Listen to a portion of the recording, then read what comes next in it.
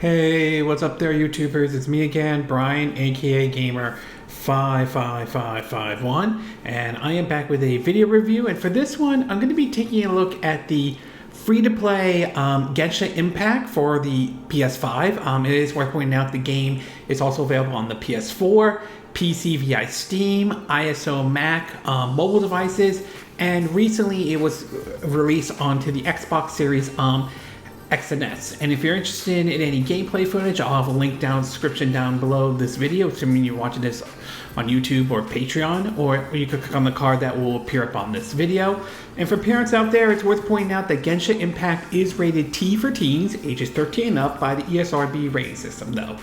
Now, I do remember hearing Genshin Impact a couple weeks, years ago when this game was first announced. And when first footage showed up of it, there were some folks that weren't exactly pleased with this game at the time, though. Some called it a ripoff of Breath of the Wild at the time. Even I remember hearing one report someone smashing their PS5 over this game or anything like that. I mean, look, I'm not saying you have to be a fan of free-to-play or gacha games or anything like that, but I'm not sure it's worth smashing your PS5, assuming the story was true or anything like that this person did, though. And, I mean, to me, I didn't really grab a hold of this game or anything like that until it was eventually started to come its way over to the PS5 and all. And when it did, I decided to give the game a try and see what I thought about it by myself. And I will say, after, spending a while with Genshin Impact, I would say, just like with their other game, Zenless Zone Zero, though, for a free-to-play or gacha game, this is definitely one of their better ones that they put out, though. But like anything, due to the fact that it is a gacha game or free-to-play, though, those type of games may or may not appeal to everyone out there. And obviously, a lot of people are going to have their own different, preference and taste on it, though. So I'm going to break this video down into the pros and the cons, and we're going to start off first with the pros. And I will say, in terms of in terms of the performance on the PS5, since I've been playing this on the PS5 and also been trying it out on the Xbox Series S as well, the game seems to have run pretty well on the PS5 and everything like that.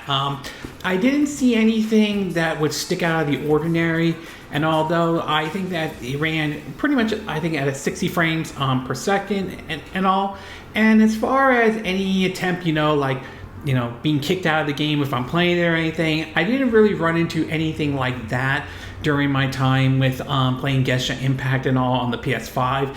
It seems to have ran, pretty well.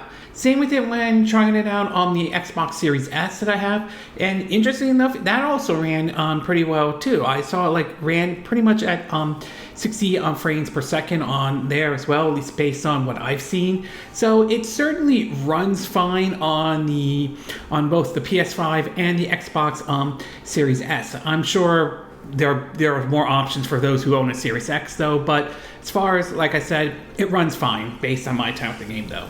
The other thing next thing I do want to talk about is the gameplay, and anybody who's played Breath of the Wild or Tears of the Kingdom are going to feel very familiar with what they're going to see in Genshin Impact, though.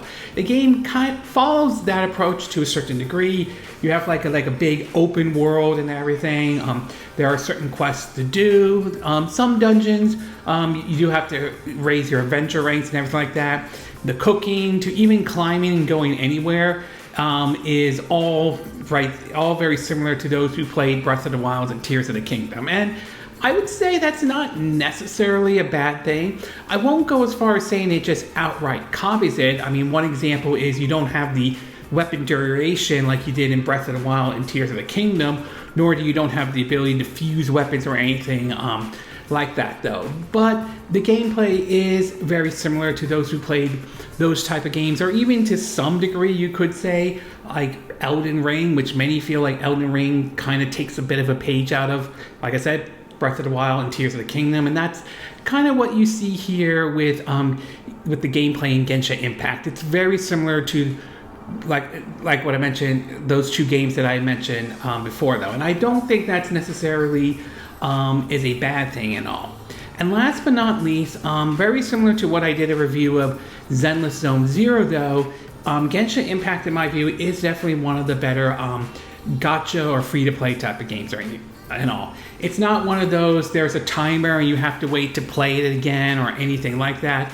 And most of the free-to-play elements have been mostly, at least based on what I've seen, I've been like, like to unlock characters or skins and all. And honestly, it doesn't, to me, that isn't really a huge issue. I mean, I could play the game for hours, and it's not one of those, in order to advance further, you must pay this amount or anything like that. I mean, I'm not saying that the gacha free-to-play games are perfect though, and I know that being at this being the gacha game and all will turn some folks away, and I can understand that though. But I will say, just like with Zenless Zone Zero, this is definitely one of the better gacha free-to-play type of games out there and all.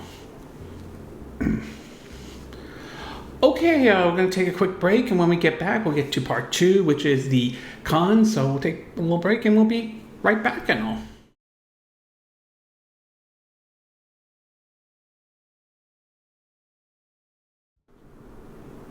Okay, and we are back with part 2 of my video review of Genshin Impact for the PS5. So now that I gave you the pros, why don't we get started with the cons? And as far as the cons go, there are really only 2 that at least I could think of, to be exact though. The first one has to do with the visuals of the game. Now, I will say the visuals of the game aren't necessarily bad or awful or anything like that though. It's definitely, especially considering the fact the game is using the Unity engine and everything. But when compared to some of their other games that the developers of Genshin Impact have released, like Zenless Zone Zero, I have to say that one I just felt looks, I would say, a bit better though, to be exact though. Even though this game draws inspiration from or similarities to Breath of the Wild and Tears of the Kingdom, even those games I feel look better than what Genshin Impact is visuals though. Considering this is when this game came out, this was the developers' first game and everything. But again, like I said, they're alright. They're not bad. They're not awful. They're not terrible. It's just that I think that some of their other games looks better than what Genshin Impact looks now. And last but not least, and this one, I really wish to some extent there was an offline mode, to be exact, especially if, say, there was an issue with the network being down and everything like that. I do think for a game that draws some similarities to Breath of the Wild and Tears of the Kingdom, I think an offline mode would have been great to have for this game and all. I mean, unfortunately, it being a free-to-play gacha type of a game, obviously that cannot happen. And everything like that, which is really a shame because I would have liked to have seen like an offline mode for this though.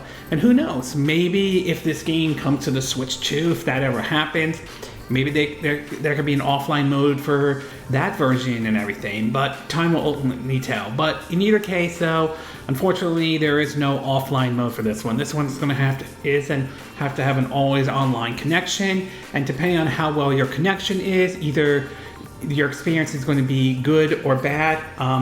Based on my time with it, I haven't had any real major issues with it based on my internet connection though, but that might be different for other folks out there. Overall, I would say Genshin Impact, for a free-to-play gacha game just like Zenless Zone Zero, this one is definitely one of the better gacha games and free-to-play games out there. I understand those type of games are not going to appeal to everybody, but it is still, nevertheless, it's good for this type of game to exist and everything. Or at least say it's definitely one of the better ones out there. At its best though, I do think it runs well on the PS5. I even played this on the even on the Xbox Series S I played this as well, and both versions ran fine. I didn't have really major any issues on it though. I do like the fact they do borrow some or have some similarities to Breath of the Wild and Tears of the Kingdom, and I don't think that's necessarily a bad thing though. And like with Zenless Zone Zero, it is definitely one of the better gacha free-to-play games out there. But at its worst though, I will say the visuals are okay. They're not terrible by any chance, but I will say Zenless Zone Zero's visuals, in my view, looks way better than Genshin Impact is. And I just wish there was an offline mode for this one though. But in either case though, for those who, I will say, I will say this is definitely one of the better free-to-play games, though. Whether or not this will appeal to you comes down to what your views of free-to-play or always online or gacha type of games. I'm aware those type of games don't have the greatest reputation out there. There are those who don't like those type of games and all, and that is understandable. I'm not here to say you have to try out those games or anything like that. But I do believe, just like with Zenless Zone Zero, these are definitely the developers definitely have made, in my view, one of the better gacha free-to-play type of games, though. They don't feel like there's a timer in terms of like, if you want to continue, you have to wait, or you have to watch this ad or pay to basically continue the game or anything like that, though.